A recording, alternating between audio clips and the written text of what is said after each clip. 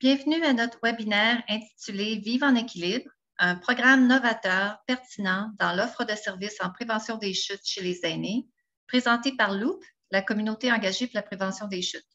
Je m'appelle Hélène Gagné, je suis la directrice du programme de prévention des chutes à Parachute. Parachute, un organisme national dévoué à la prévention des blessures, subventionne les communautés de pratique Loop et Loop Junior, ainsi que la campagne annuelle du mois de la prévention des chutes. Avant de commencer la présentation, nous tenons à reconnaître le territoire sur lequel nous vivons et travaillons comme étant un territoire ancestral non cédé des peuples autochtones du Canada, c'est-à-dire les Premières Nations, les Inuits et les Métis, dont la présence remonte ici à des temps lointains. Nous respectons et exprimons les droits et le titre des peuples autochtones du Canada et signifions notre respect envers les aînés autochtones du passé, du présent et de l'avenir. Observons quelques instants de silence pour reconnaître le territoire sur lequel nous avons individuellement élu domicile.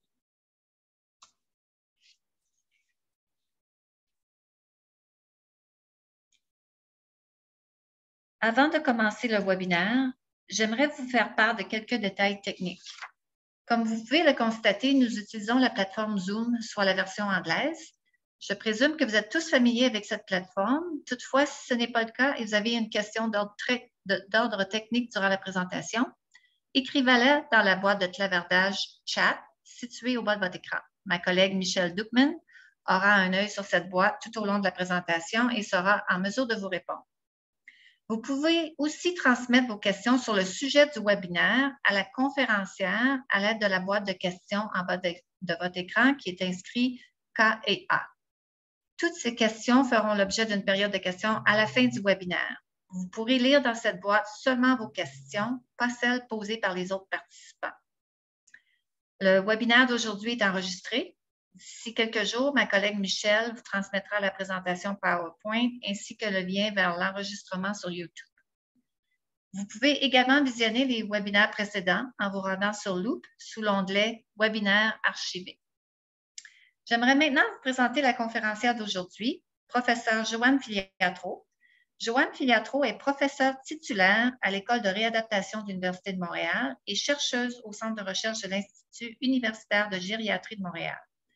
Après avoir terminé des études en ergothérapie à l'Université de Montréal, Joanne a pratiqué à titre de clinicienne dans divers milieux du réseau de la santé auprès d'une clientèle adulte et d'une clientèle gériatrique. Ses questionnements sur le plan clinique l'ont incité à entreprendre des études supérieures. Elle a d'abord complété une maîtrise en sciences neurologiques. Plusieurs années plus tard, elle a complété un doctorat en santé publique à l'Université de Montréal, suivi d'un postdoctorat à l'Université de Sherbrooke. Vous pouvez consulter la biographie complète de Joanne dans le calendrier de Loop. Sans plus tarder, je cède la parole à Joanne qui pourra maintenant partager son écran avec vous. Merci beaucoup, Hélène, pour cette présentation et merci encore de l'invitation à toi et à Michel. Donc, je vais procéder au partage. Vous me direz si c'est bon. Oui, c'est bien. Excellent. Donc, ça me fait grand plaisir de vous parler d'un nouveau programme qui s'appelle Vivre en équilibre. L'objectif de la présentation, c'est de présenter les grandes lignes du programme et de même qu'une étude qui a été réalisée en lien avec ce programme-ci. Donc, voici un peu le plan de ma présentation. En introduction, je vais vous dire quelques mots sur les chutes chez les aînés et la prévention des chutes. On va tout de suite passer à la présentation du programme Vivre en équilibre. Sera suivi de la description de l'étude des effets et de l'implantation du programme Vivre en équilibre. Et nous allons terminer avec quelques mots sur les retombées de cette étude. Alors, donc, passons tout de suite aux chutes chez les aînés et la prévention. Donc, j'imagine que vous êtes tous au courant de l'importance de cette problématique de santé publique. Donc, les études montrent que chaque année, entre 20 et 30 des personnes de 65 ans et plus font une ou plusieurs chutes. Et le taux de personnes qui chutent grimpe à 50 chez les personnes de 80 ans et plus. Alors, comme vous le savez, les chutes entraînent de graves conséquences chez les aînés. Au niveau, donc, en plus de la prévalence des chutes, en fait, c'est les conséquences qui sont importantes. On dit que c'est la principale cause de blessures chez les 65 ans et plus. C'est également la principale cause d'hospitalisation et de décès liés à des blessures non intentionnelles. Comme vous savez, donc ces blessures entraînent une perte d'autonomie importante, de même qu'une baisse de la participation sociale, ce qui au final entraîne une diminution de la qualité de vie de ces personnes. Et puis, j'aimerais quand même dire quelques mots sur l'impact psychologique des chutes. Il ne faut pas oublier qu'au-delà des blessures physiques, très souvent, la personne reste avec des séquelles plus sur le plan psychologique, donc la peur de tomber. Les études montrent que c'est une préoccupation très, très importante chez les aînés. En fait, c'est la principale préoccupation des aînés. Il y a des études qui montrent que près de 55% des aînés qui vivent à domicile admettent avoir peur de tomber. Et beaucoup d'études montrent l'impact de la peur de tomber comme tel sur la participation sociale, sur la santé mentale des aînés, de même que sur leur qualité de vie. En fait, on dit que la peur de tomber en soi est même un prédicteur de chute. Il y a des études longitudinales qui appuient cela. Donc, c'est vraiment important de considérer cette dimension dans la vie des aînés. Donc, la bonne nouvelle, comme vous le savez, c'est que la prévention, c'est une solution à bien des maux. Donc, il y a Campbell, en 2002, qui a fait une étude. Puis, dans son étude, il estime que plus du tiers des chutes et des traumatismes qui font suite à ces chutes pourraient être prévenus grâce à des programmes qui agissent sur des facteurs de risque particuliers, donc d'où l'importance pour la santé publique de développer, implanter des programmes de prévention des chutes. Alors, moi, je me suis intéressée aux chutes, notamment pendant mon doctorat et mes études postdoctorales. Et une importante recension des écrits m'a permis aussi de faire le constat que peu de programmes, notamment au Québec, ciblent la peur de tomber et ses conséquences sur la participation sociale. Donc, c'est un premier constat qu'on a fait. Aussi, on constate que peu de programmes sont adaptés aux aînés qui utilisent une aide à la mobilité. Alors, peut-être que certains d'entre vous connaissez le programme PIED, qui est un programme de prévention des chutes qui mise particulièrement sur l'équilibre des aînés, donc un facteur de risque important, par le biais d'exercices en groupe inspirés du Tai Chi notamment et qui permet vraiment d'améliorer l'équilibre. Donc, c'est un très bon programme qui a fait ses preuves.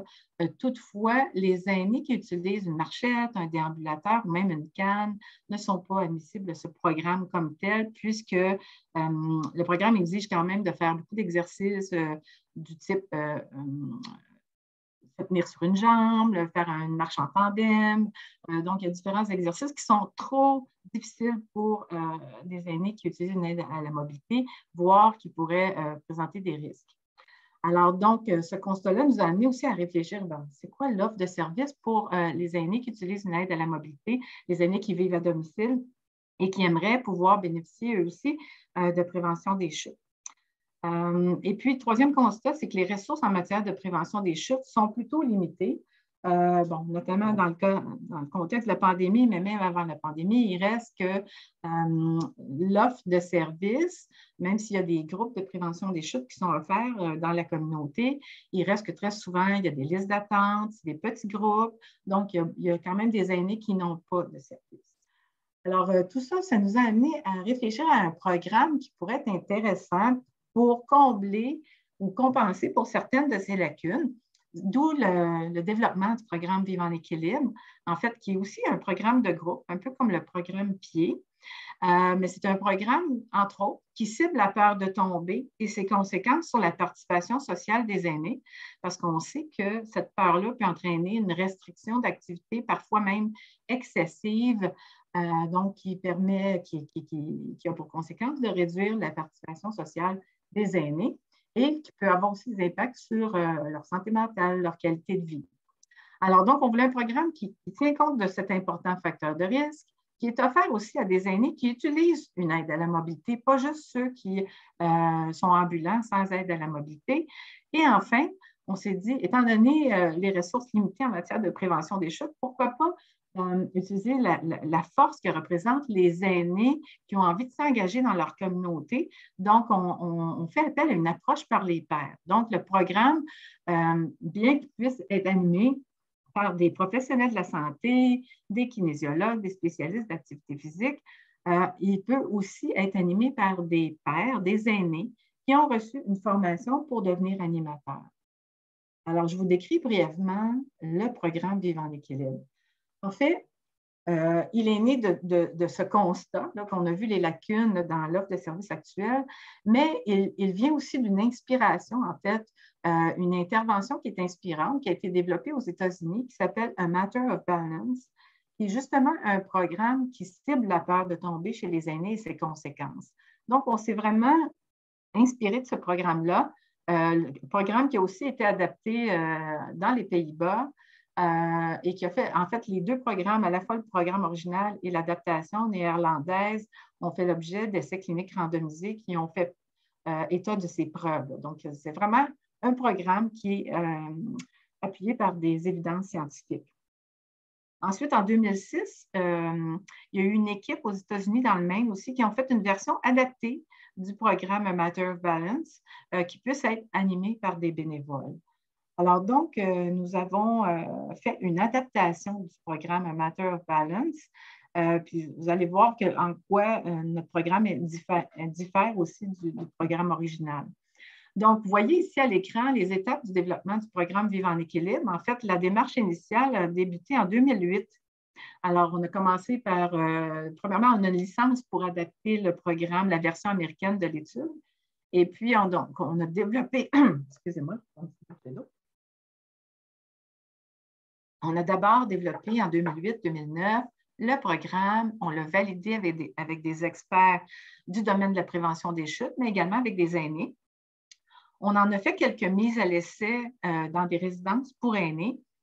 Et ensuite, on a fait une étude pilote qui était financée par le FRQS au Québec, qui a été menée auprès d'environ 86 aînés.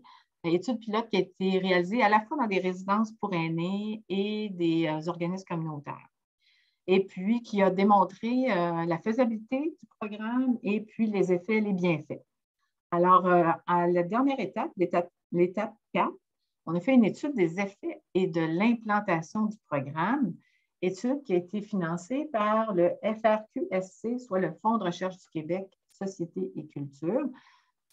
Et puis, cette étude a été réalisée débutée en 2014, je crois, là, si ma mémoire est bonne. Alors, le but du programme Vivre en équilibre, c'est de renforcer la confiance des aînés en leur capacité de prévenir les chutes et de rester actifs en toute sécurité.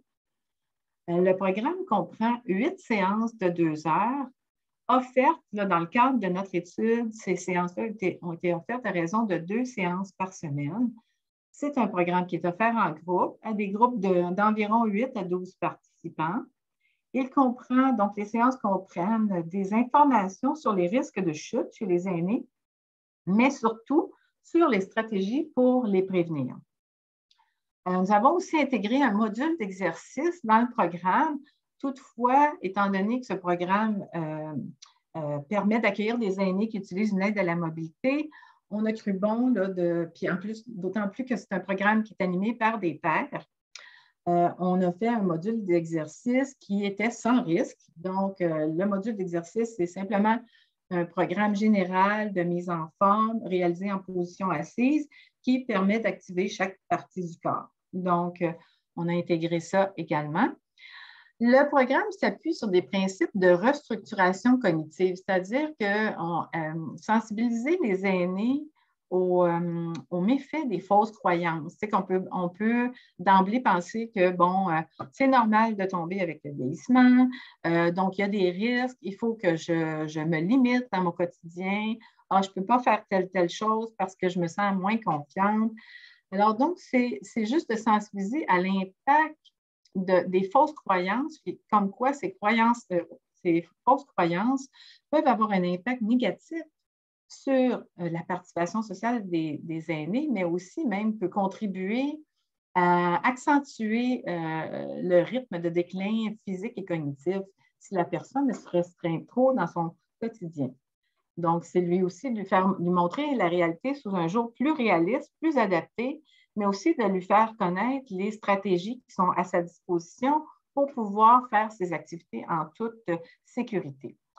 L'aspect innovant aussi de vivre en équilibre comparativement à l'intervention américaine, c'est qu'on a tenu à ce que le programme ait recours à une approche ludique. Donc, vraiment dans le plaisir ou vraiment pas juste avoir des capsules d'information. On ne voulait pas avoir quelque chose de théorique, d'académique. On voulait que les gens s'engagent et qu'il y ait du plaisir à travers l'apprentissage. Enfin, le programme, comme je l'ai déjà dit, est conçu pour être offert par des pairs aînés, mais il peut aussi être offert par d'autres types, d'autres profils de personnes, tels des professionnels de la santé, kinésiologues, récréologues, etc. Et puis, le programme, en fait, dans le cadre de notre étude, on a offert une formation de 2 jours aux pairs aînés. Donc, il y avait une formation d'abord qui était un peu plus conceptuelle, un peu plus théorique. Et puis, la deuxième journée de formation, c'était vraiment une occasion de se pratiquer à animer certaines sections du programme Vivre en équilibre. Donc, la clientèle visée par le programme, c'est des aînés âgés de 65 ans ou plus. Ils doivent avoir peur de tomber ou être préoccupés par les chutes, être ambulants, donc être capable de marcher avec ou sans aide à la marche, être autonome pour réaliser les activités de la vie quotidienne de base et ne pas présenter de déficit cognitif puisque c'est vraiment un programme qui fait appel à de la restructuration cognitive. Donc, la personne elle doit être capable d'introspection, d'autorégulation. Donc, c'est important qu'il n'y ait pas de déficit cognitif. Alors, l'approche d'éducation par les pairs qu'on a choisie, c'est une approche vraiment qui est intéressante à favoriser en promotion de la santé parce que les études montrent qu'elle est à la fois bénéfique pour les participants eux-mêmes qui se reconnaissent dans l'animateur, qui leur ressemble, notamment par rapport au simple fait d'être une personne âgée, mais aussi de présenter certains risques de chute. Et également, c'est une approche qui est bénéfique pour les pairs. Donc, les aînés qui sont engagés dans ce type de programme, souvent, ils sont satisfaits, ils sentent qu'ils peuvent contribuer à aider leurs prochains. Puis c'est souvent une source de gratification importante pour eux, un peu comme le bénévolat. Donc, c'est vraiment démontré qu'il y a des effets bénéfiques de ce type d'engagement-là sur la santé et le bien-être psychologique des pairs eux-mêmes. Et puis, dernier avantage, et non le moindre, c'est que d'avoir cette approche d'éducation par les pairs permet de multiplier les actions de promotion de la santé. Donc, on a des agents multiplicateurs qui répandent la bonne nouvelle dans différents milieux tels des résidences pour aînés ou des organismes communautaires. Alors, la formation des animateurs qu'on a donnée, c'était 2 jours, comme j'ai dit tout à l'heure. Et l'objectif est d'habiliter les apprentis animateurs à animer le programme Vivre en équilibre de façon dynamique, rigoureuse, sécuritaire pour la clientèle cible du programme et conforme aux principes d'animation du programme. Alors, évidemment, donc, il est question de prudence lors de la réalisation du programme. Évidemment, on ne peut pas avoir de chute pendant le programme. Prudence aussi lors de la réalisation du programme d'exercice en position assise, comment s'assurer de respecter le rythme des gens, qu'il n'y ait pas de compensation. Conforme au principe d'animation aussi, je dirais, bien, il y a la notion du plaisir qui est super importante dans le programme, mais il y a aussi vraiment d'avoir recours à une approche participative qui reconnaît le pouvoir d'agir de tout le monde puis les bonnes idées des participants. Donc, l'animateur dans ce type de programme là, n'est pas en train de donner un cours en avant du groupe. Là, il est vraiment assis en cercle avec les autres participants et s'assure de donner la parole à chacun puis d'entendre les bonnes idées, les pistes de réflexion des divers participants du groupe. Donc, c'est très, très valorisant pour les participants d'avoir ce type d'approche. Alors, c'est un programme clé en main. En fait, c'est un cartable qui comprend un guide, c'est un guide de l'animateur, donc ça peut avoir l'air de ceci, là, donc, où toutes les instructions sont dedans pour chacune des séances. Il y a également un cahier du participant participants qui est remis, un petit cahier sous forme de diotang. Là, donc, on a vraiment, qui sert aussi d'aide-mémoire, mais qui comprend toutes les notions un peu plus conceptuelles, mais aussi les aspects ludiques du programme. Là, tout est là-dedans. Le matériel d'animation comprend aussi des affichettes, un autre document relié, entre autres, qui est un jeu qui s'appelle À quoi je pense. Il y a des clés USB pour les diaporamas et il y a une liste de matériel à acheter parce que pour le volet d'exercice, on a besoin de balles et de serviettes là, pour différents aspects. Toujours dans le programme clé en main, il y a aussi une grille de présence, une grille de satisfaction de la participation. On remet un certificat de participation à la fin du programme. Et il y a aussi des outils de promotion comme un dépliant, une affiche publicitaire là, qui sont également inclus dans le guide de l'animateur. Les équipements requis pour les animateurs, c'est d'avoir une salle assez grande pour pouvoir accueillir une douzaine de personnes dont une bonne partie peuvent avoir des aides à la mobilité. Donc, il faut avoir de l'espace pour disposer de ces aides à la mobilité. On place les chaises en U. Il y a une table pour l'animateur avec son matériel. Ça prend un ordinateur, un projecteur. Et on peut aussi avoir un tableau ou un chevalet muni d'un flip chart, là, de feuilles pour pouvoir écrire au cours de l'animation. Alors, vous voyez à l'écran les titres, en fait, des 8 séances. Donc, Vivre en équilibre, c'est quoi? Ces idées qui ne tiennent pas debout. En fait, c'est une séance sur la peur de tomber, justement, et les fausses croyances que certains aînés peuvent avoir à l'égard du vieillissement et des chutes. La séance 3, À vous de bouger, c'est une séance sur l'activité physique et c'est bien fait. Et c'est là qu'on présente, entre autres, le module d'exercice Vivre en équilibre. La séance 4, Cap sur la santé pour garder l'équilibre. Ce sont tous les facteurs de risque qui sont en lien avec la santé physique, je dirais, là, qui peuvent avoir un impact sur les chutes. On parle notamment de vision, de troubles auditifs. On parle d'ostéoporose dans cette capsule-là. On parle des médicaments. Et puis, tous les conseils qui sont liés à ces différents aspects là, pour prévenir les chutes. Donc, par exemple, s'assurer d'avoir un examen de la vue régulier. Si on commence à avoir des troubles auditifs, peut-être aller voir son médecin pour avoir une prescription pour pouvoir passer un test auditif. Donc, tout ce qui est la question des médicaments, l'importance de respecter sa posologie, de ne pas partager ses médicaments avec d'autres. Faire attention aux combinaisons médicamenteuses, pas assumer que les produits homéopathiques ou naturels sont sans conséquences, sans risque pour la santé. Donc, tout ce genre d'informations-là est passé dans la séance 4. La séance 5, La bonne marche à suivre pour rester en équilibre, porte sur les comportements sécuritaires. La séance 6, Chez soi, la sécurité mur à mur, comme vous en doutez, porte sur l'environnement domiciliaire et comment réduire les risques dans l'environnement. La séance 7, S'affirmer, s'entourer pour être en sécurité, porte sur l'importance de demander de l'aide quand on a de la difficulté à faire quelque chose et de ne pas hésiter à utiliser les ressources qui sont disponibles dans notre quartier, qui peuvent nous aider parfois si on n'a pas quelqu'un dans notre entourage immédiat pour nous aider.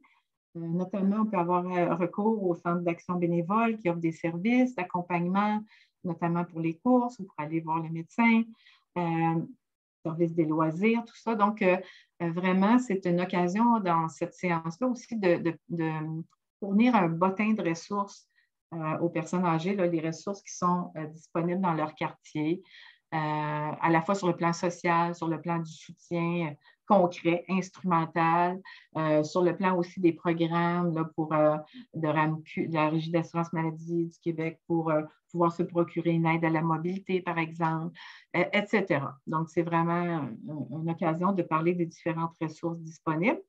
Et finalement, la dernière séance, qui est la séance de conclusion, c'est un récapitulatif sur tout ce qui a été vu pendant le programme Vivre en équilibre et surtout l'importance de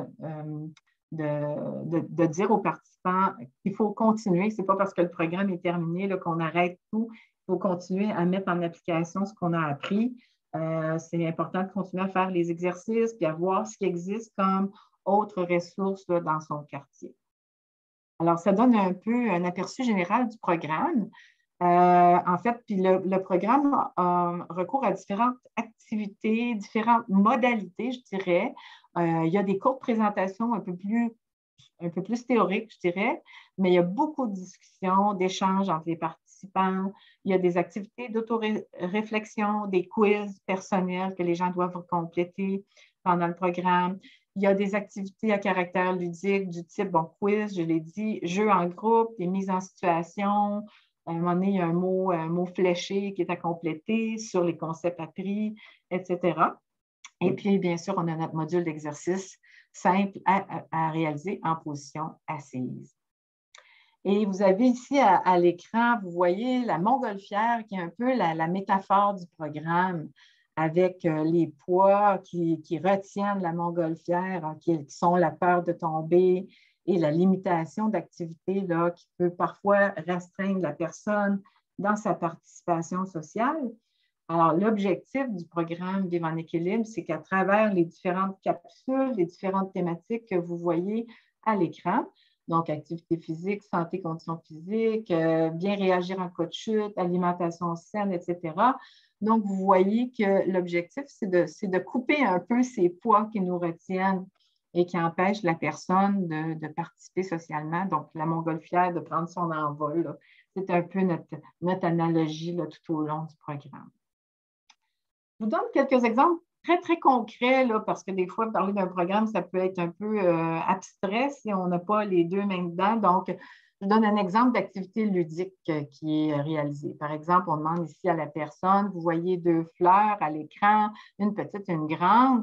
Vous voyez les cercles oranges qui représentent le cœur de chacune des fleurs. Pourriez-vous nous dire quel cercle est le plus grand dans les deux fleurs? Fait qu'évidemment, très souvent, les aînés vont dire, ben c'est le cœur qui est le plus grand, c'est celui qui est dans la petite fleur. Et puis, ben, finalement, c'est un leurre. En fait, les deux cercles sont complètement identiques et les sceptiques sont confondus parce qu'on remet une espèce de gabarit transparent là, aux gens pour pouvoir vérifier. Puis là, ils se rendent compte que, ben oui, les deux cercles sont vraiment de la même grosseur. Donc, c'est vraiment une perception visuelle. Là, dans le fond, c'est un peu notre perception qui nous joue des tours. Puis vous connaissez certainement toutes sortes d'autres exercices de ce type-là là, qui nous montrent que des fois, notre perception peut nous jouer des tours. Alors, il y a un autre exercice de ce type-là dans le programme. Puis l'objectif, en fait, c'est de dire un peu que de la même façon, la peur de tomber, parfois, peut nous jouer des tours. Elle peut être parfois excessive et nous donner un signal d'alarme qui n'est pas vraiment réaliste.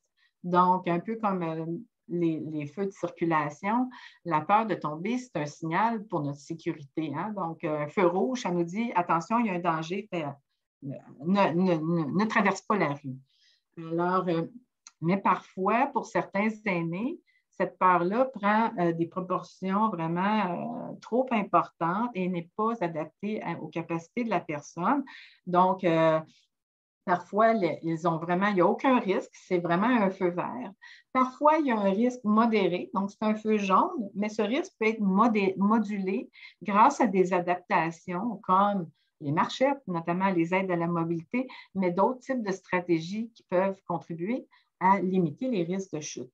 Donc, c'est un peu ça l'idée de la séance 2, c'est de sensibiliser aux méfaits que peut parfois avoir la peur de tomber. Puis finalement, ben, ça peut vraiment nous jouer des tours. Puis, je vais juste prendre ma petite gorgée d'eau. Donc, comme vous le voyez ici à l'écran, le cercle vicieux de la peur de tomber, c'est que cette peur de tomber-là, si elle est trop importante, peut générer une limitation d'activité excessive qui, au final, va contribuer à accentuer le déclin des capacités physiques et fonctionnelles de la personne. Et puis, finalement, au final, le risque de tomber est plus élevé du simple fait que ses capacités physiques sont diminuées. Donc, on entre vraiment dans un cercle vicieux de la peur de tomber. Et puis, dans le fond, au fil des séances du programme, bien, on vient donner des stratégies à la personne pour venir développer sa confiance en sa capacité de prévenir les chutes puis de rester active.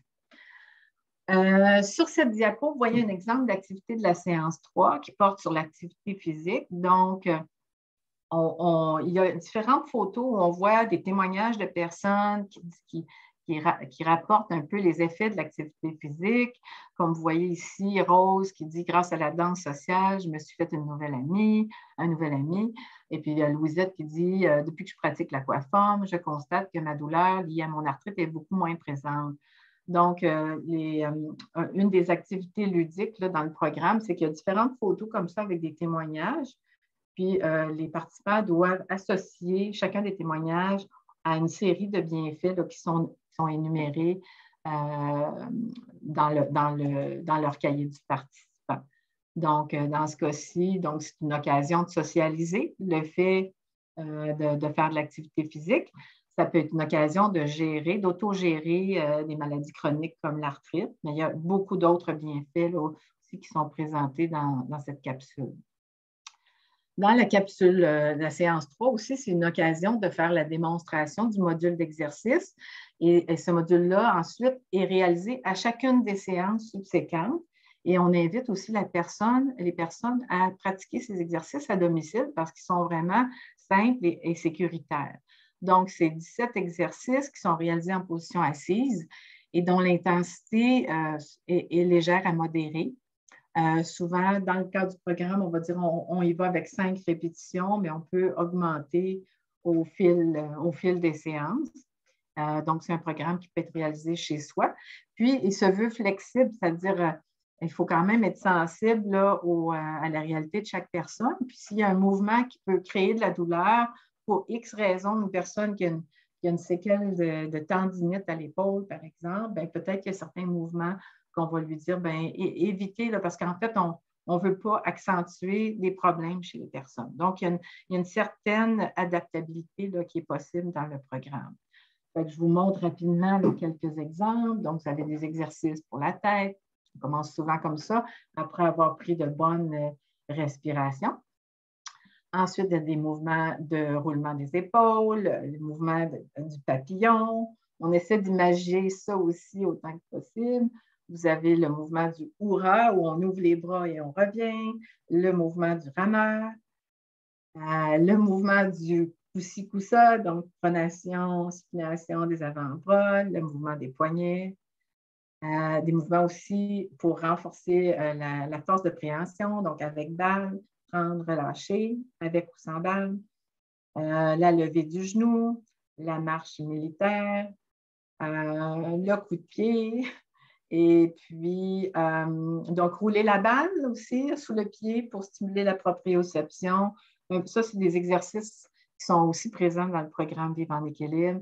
Le grand ménage avec le petit chiffon, là, on ramène les orteils, donc ça vient vraiment travailler. En fait, ça travaille aussi les muscles des orteils et de la cheville, mais aussi, c'est vraiment une occasion de stimuler la proprioception. Et puis finalement, respirer comme il faut, bien s'étirer, et puis ça conclut le module d'exercice. Donc, c'est vraiment un module très, très simple, mais qui fait quand même beaucoup de bien. Et ça amène une sorte de changement de rythme. Après avoir parlé de quelque chose d'un peu plus théorique, on se garde un moment pour faire quelque chose d'un peu plus exercice physique. Vous voyez ici un exemple d'activité de la séance 6, donc qui porte sur l'environnement domiciliaire et ses risques. Donc, encore là, qui reflète un caractère ludique. Donc, les personnes doivent essayer d'identifier tous les risques présents dans l'environnement de monsieur, on l'a appelé le salon de monsieur risqué. Là, donc, ils doivent identifier tous les risques qui sont présents dans ce salon. Et après ça, on fait un retour en groupe. Dans cette séance-là aussi, il est question de la sécurité chez soi, évidemment. Donc, après avoir vu le salon de Monsieur Risqué, là, on donne une grille d'évaluation aux participants qui s'appelle la grille stable, qui se veut un acronyme pour sol et surface sans danger, téléphone accessible, appui sécuritaire, notamment dans la salle de bain. Bouger en toute sécurité, c'est des choses comme, si on a besoin d'une aide à la mobilité, évidemment, mais peut-être dans la salle de bain, on a besoin d'un banc de bain pour réaliser notre hygiène en position assise. On parle aussi des blocs élévateurs pour mettre les les lits qui sont trop bas à une bonne hauteur.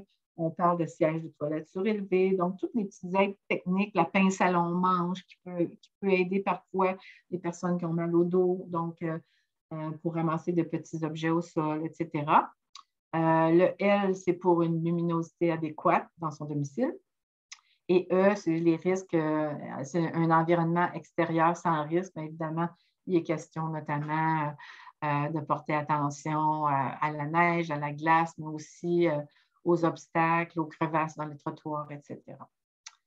Alors voilà, donc cette grille-là leur est remise, fait qu'on invite les participants à inspecter chez eux à l'aide de cette grille si leur environnement est sécuritaire. Là, ici, c'est un simple résumé là, que je vous voyais à l'écran, mais pour chaque rubrique de l'acronyme STABLE, il y a beaucoup, beaucoup de détails là, qui sont remis aux participants. Donc, c'est tout disponible dans le cahier du participant.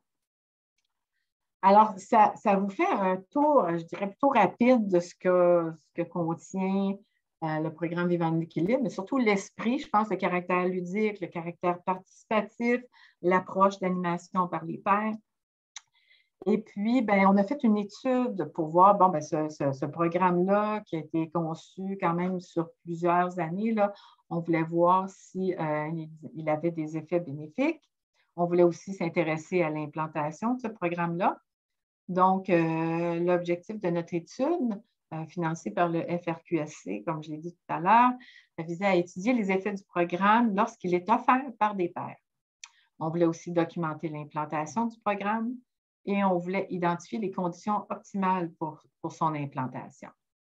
Alors, le devis de recherche, on a eu recours à un devis quasi expérimental. Donc, on avait 12 groupes au total, 12 groupes d'aînés, dont 6 groupes vivent en équilibre et 6 groupes de comparaison.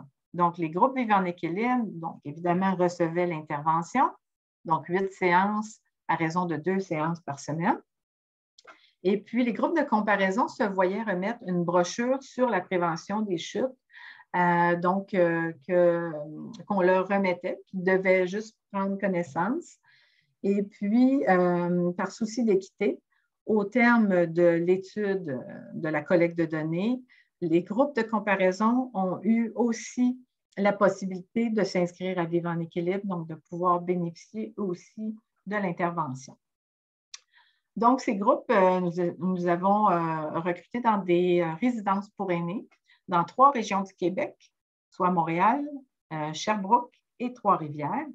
Donc, comme on le voit à l'écran, donc les groupes Vivre en équilibre, en fait, on avait 74 aînés qui ont participé et les groupes de comparaison, on avait un total de 61 aînés.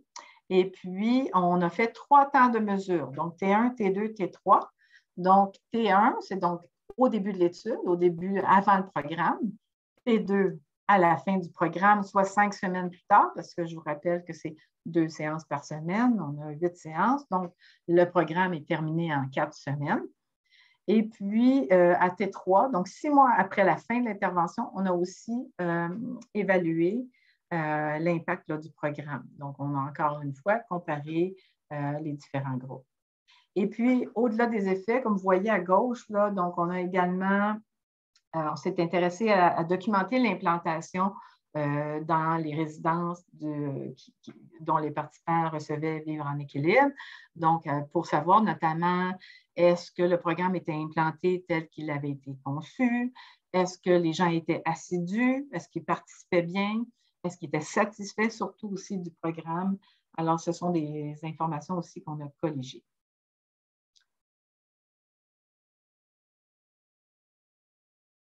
Donc, pour le recrutement, donc j'ai déjà dit, 12 résidences pour aînés ont participé à ce programme dans 3 régions du Québec, 6 groupes Vivre en équilibre, 6 groupes de comparaison, au total 135 aînés. On a aussi recruté 6 pairs animateurs qui ont été recrutés par divers moyens. Là. Donc, entre autres, moi, j'avais déjà une banque d'aînés qui participaient à d'autres de mes projets, donc que j'ai interpellés pour devenir des animateurs. Mais on a aussi eu recours à des aînés qui vivaient dans les résidences. Donc, on a eu, je pense, 2 aînés qui étaient en fait des résidents là, qui vivaient dans les résidences et ont participé à l'étude. Alors, la méthode, les critères de sélection des aînés, ce sont des aînés autonomes qui vivent dans des résidences pour aînés, âgés de 65 ans et plus, capables de marcher seuls avec ou sans aide à la marche, et qui ont peur de tomber ou qui étaient préoccupés par les chutes. On a eu recours à des entrevues individuelles pour mesurer l'effet du programme, notamment avant, après et après le programme et 6 mois plus tard. Mais aussi, on a aussi utilisé des fiches de présence pour documenter l'assiduité au programme, de même que des journaux de bord de l'animateur dans lesquels celui-ci pouvait indiquer un peu comment ça s'était déroulé, le programme, est-ce qu'il y a des activités qu'il n'a pas eu le temps de réaliser, donc vraiment sa perspective d'animateur. Et notre équipe de recherche aussi, on est allé observer une des 8 séances dans chacun des groupes pour voir si, d'un point de vue un peu plus objectif, si ça se passait bien. Alors, les variables à l'étude, on a documenté les connaissances des personnes aînées sur la prévention des chutes. On a évalué la peur de tomber à l'aide d'une question, une simple question sur la peur de tomber, mais aussi à l'aide de l'échelle False Efficacy Scale International, donc qui est une échelle plus d'auto-efficacité. Aussi, on a posé des questions sur la restriction d'activité associée à la peur de tomber. On a posé des questions sur le contrôle perçu sur les chutes, sur la capacité perçue à les prévenir. Des questions sur la pratique d'activité physique et de loisirs. On a documenté tant la diversité que la fréquence. On a documenté aussi la participation sociale, la mobilité dans le quartier, la qualité de vie, les chutes et des variables liées à l'implantation, telles l'assiduité, la satisfaction, la fidélité. Alors, en bref, là, je n'ai pas le temps ne me permet pas d'aller dans chacune des rubriques de ce tableau. Ce tableau, je suis désolée, il est en anglais. Là, ça a été présenté dans un congrès qui s'est déroulé à Portland, Oregon. Donc, en gros, ça présente le profil socio-démographique et de santé des 2 groupes de participants. Donc, on voit 74 participants dans les groupes expérimentaux et 61 dans les groupes de comparaison. Donc, en bref, ce que le tableau nous montre, c'est que ce sont des aînés qui sont âgés en moyenne d'environ 84 ans, qui sont majoritairement des femmes vivant seules. Environ 60 d'entre elles utilisent une aide à la mobilité. Et puis qu'environ 39 d'entre eux ont tombé au cours de l'année précédente. Donc, ce qu'on voit ici, 40 38 dans l'autre groupe. Et puis, ces 2 groupes sont semblables sur la majorité des variables. Il y a des petites différences, il y a des différences statistiquement significatives sur 2 variables, mais elles ont pu être prises en compte lors des analyses des effets. Les caractéristiques des pairs animateurs, je devrais dire des pairs animatrices, c'était 6 femmes âgées entre 70 et 83 ans. Alors, donc, le critère d'âge, là, dans le fond, on n'avait pas un critère maximal. Bien sûr, on recherchait des personnes qui ont quand même certaines aptitudes de communication et puis qui étaient quand même intéressées, là, puis capables d'animer 8 séances d'un programme de 8 séances de 2 heures, en fait. Donc, voilà. Donc, au niveau de l'expérience de l'animation, ça allait entre 2 et 35 années. Donc, comme vous vous en doutez peut-être, une bonne partie d'entre eux avaient de l'expérience comme enseignante, dont la personne qui avait 35 années d'expérience, c'était une ancienne enseignante. Alors, voilà. Le tableau que je vous présente ici, c'est le résultat des analyses de régression multivariées là, qui permet de mesurer l'impact de vivre en équilibre, là, VEE. Donc, encore une fois, je ne peux pas m'attarder à décrire l'ensemble de l'œuvre, mais si vous regardez dans le tableau ici, vous voyez la première section du tableau porte sur les facteurs psychologiques associés aux chutes. La deuxième section porte sur l'activité physique et la participation sociale. Ensuite, il y avait la mobilité communautaire. et d'autres mesures telles la qualité de vie et le statut de chuteur récurrent. Alors, je vais m'attarder ici aux petites étoiles, aux astérix, là, puis ici la petite croix. Là. Dans le fond, ce que ça montre, ce sont les résultats. En fait, les étoiles, une étoile simple, deux, double ou triple, ça témoigne des résultats statistiquement significatifs au niveau de l'impact du programme Vivre en équilibre chez les participants. Donc, on parle de restriction d'activité mesurée à l'aide de deux façons, là, soit une simple question ou une échelle à 10 items. Donc, on voit qu'il y a des avantages ici, là, des bénéfices statistiquement significatifs. Ici, on a à T2, ici à T3. Ici, le contrôle perçu sur les chutes, autant à T2 qu'à T3, statistiquement significatif. L'habilité perçue à prévenir les chutes, les connaissances sur les chutes. Donc, tout ça témoigne des bienfaits de vivre en équilibre lorsqu'on compare les aînés qui ont suivi Vivre en équilibre à ceux qui étaient dans le groupe de comparaison et qui avaient simplement pris connaissance d'une brochure sur la prévention des chutes. Et puis, au niveau de l'activité physique et la participation sociale, on voit aussi qu'il y a des effets, notamment à T3 ici, et sur la fréquence d'activité physique à T2.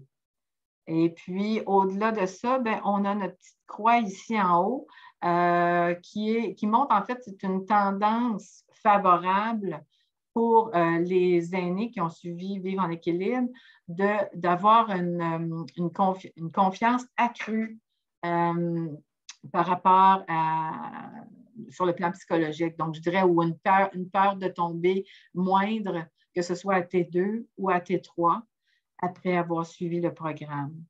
Donc, dans l'ensemble, les autres résultats ne sont pas statistiquement significatifs. Donc, ça ne veut pas dire qu'il n'y a pas de bienfait de ce côté-là, mais on n'a pas été capable de le détecter de manière significative. Et puis, ces résultats-là sont quand même plutôt congruents avec ceux des essais cliniques randomisés là, qui ont été réalisés, entre autres aux États-Unis, avec le programme Matter of Balance, ou dans les Pays-Bas là, avec la version néerlandaise. Voilà. Et puis, nous avons aussi documenté certains aspects liés à l'implantation. Compte tenu du temps, je ne pourrais pas vous présenter tous les détails, mais les principaux sont que le taux d'assiduité au programme était vraiment excellent. Donc, on a eu un taux moyen de présence de 91 %. Alors, c'était très, très rare que les aînés s'absentaient, ne venaient pas à une séance. Et lorsque c'était le cas, c'était très souvent pour des raisons médicales, soit personnelles ou en lien avec un conjoint, quelqu'un de leur entourage. Et puis, le taux de satisfaction moyen était de 97 %, d'une satisfaction élevée là, à 97 %. Donc, c'était très, très apprécié finalement de nos participants. Dans les témoignages qu'on a eus, il y a même une participante qui a dit que, parce qu'on demandait, est-ce que vous recommanderiez ce programme-là à d'autres aînés? Puis la réponse était tout le temps oui. Il y en a une qui a dit, tous les aînés devraient pouvoir suivre ce programme. Alors voilà, on a aussi documenté les bienfaits chez les pères aînés. Je vous donne juste ici le témoignage d'une des participantes, d'une des animatrices, qui dit « C'est toujours gratifiant personnellement de savoir qu'on peut faire quelque chose d'utile. Je serais prête à le refaire encore. Je trouve que c'est un programme qui en vaut la peine. » Alors, donc, c'est un des témoignages là, des 6 animatrices. Donc, en résumé, c'est un programme Vivre en équilibre donc l'étude soutient qu'il peut être offert avec succès par des pairs et procurer des bienfaits aux aînés qui y participent.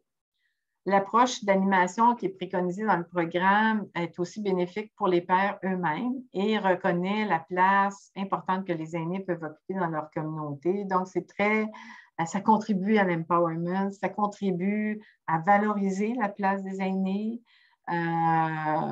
Donc, voir qu'ils ont un rôle important, puis peuvent vraiment aider leurs concitoyens.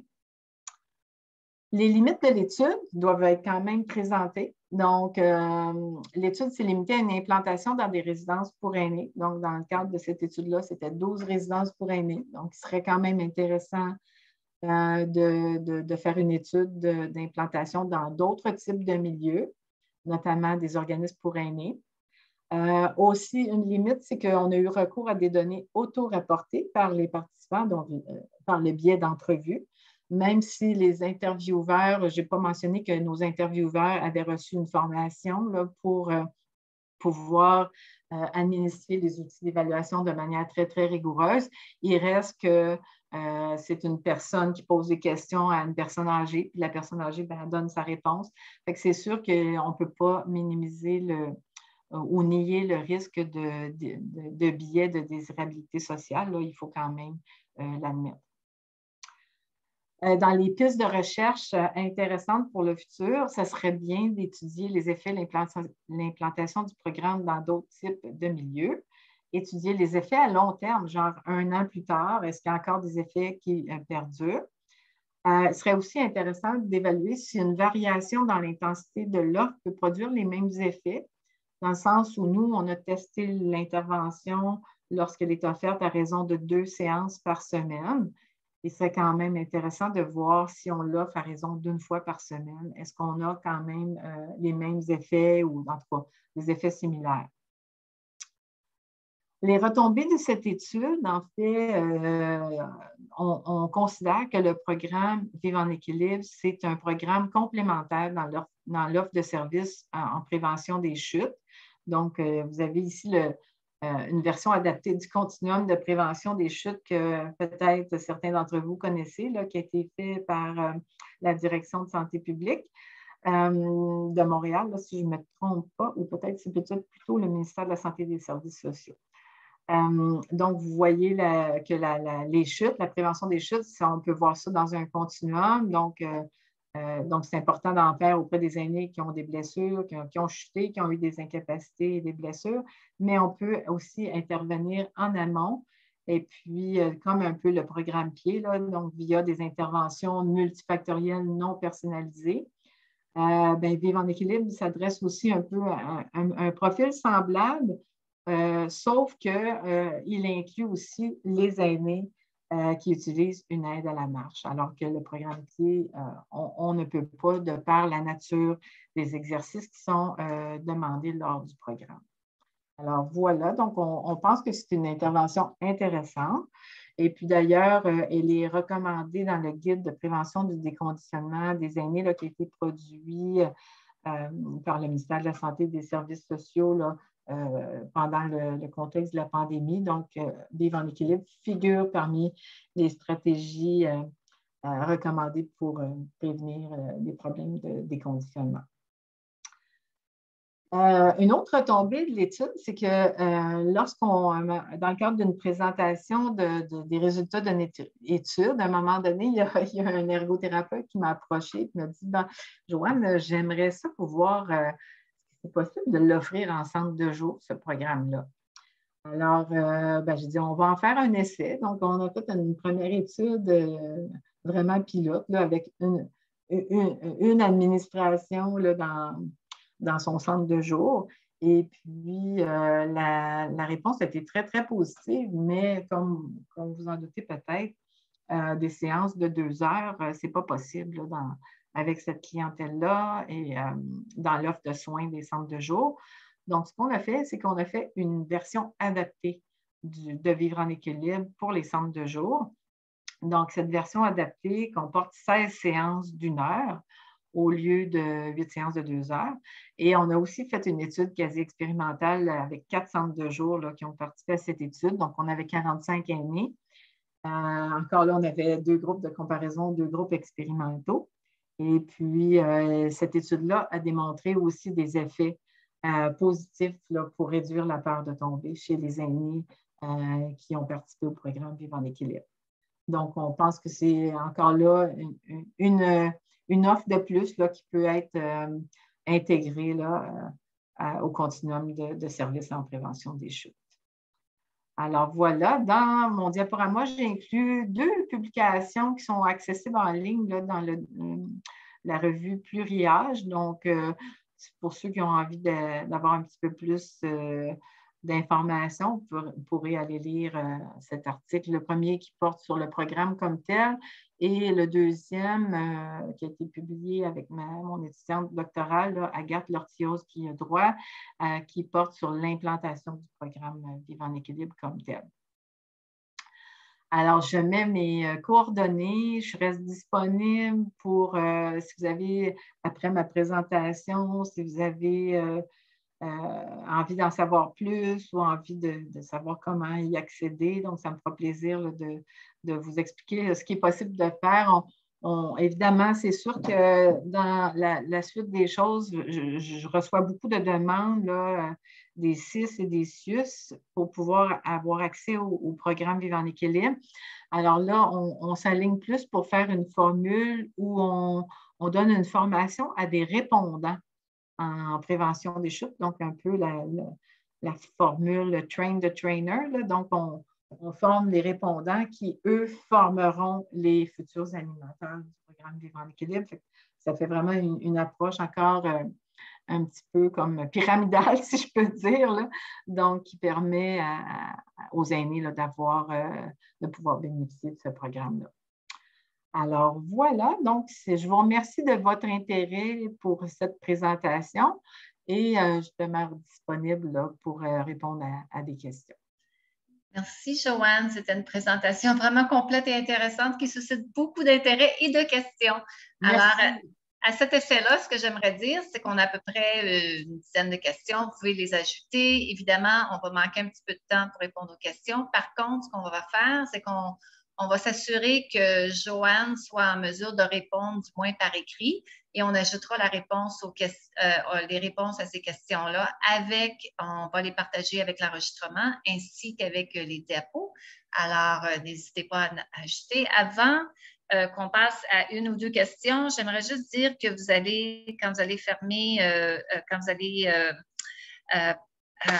diriger ailleurs qu'au webinaire, vous allez être redirigé vers Zoom, puis on va vous inviter à répondre à un court sondage, puis on vous invite à cliquer sur le bouton bleu « Continuer », histoire que nous ayons accès à votre opinion et qu'on puisse vous offrir des webinaires de qualité dans le futur, comme celui d'aujourd'hui. Alors, allons-y avec la première question, Joanne. Je ne sais pas si c'est une question autant qu'un constat. Dans ce programme de prévention des chutes, il n'y a pas d'exercice pour travailler l'équilibre chez les participants? Effectivement, oui. Donc, la raison pour laquelle il n'y a pas d'exercice pour travailler l'équilibre comme tel, c'est vraiment parce qu'on a opté pour une approche par les pairs. Alors, évidemment, si c'est des aînés bénévoles qui animent le programme, puis qu'on est avec des personnes qui ont une marchette, un déambulateur, il y avait des risques trop importants là, d'avoir des chutes. Et puis, on juge que ça prend une approche un peu plus personnalisée à ce moment-là. Tu sais, si la personne a besoin d'avoir un suivi un peu plus individuel pendant qu'elle fait des exercices. En fait, c'est un peu comme le programme américain, là, quand on dit A Matter of Balance, ou moi, c'est vivre en équilibre. C'est vraiment vivre en équilibre plus sur le plan psychologique, je dirais, de dire, bien, il y a des choses que je peux faire pour améliorer mon sort sur le plan de l'exercice. Bon, j'ai au moins un exercice de mise en forme qui me permet, parce qu'on travaille quand même les jambes, les bras, tout ça. Donc, ça permet quand même de gagner un petit peu de force, maintenir la force, l'amplitude articulaire, tout ça.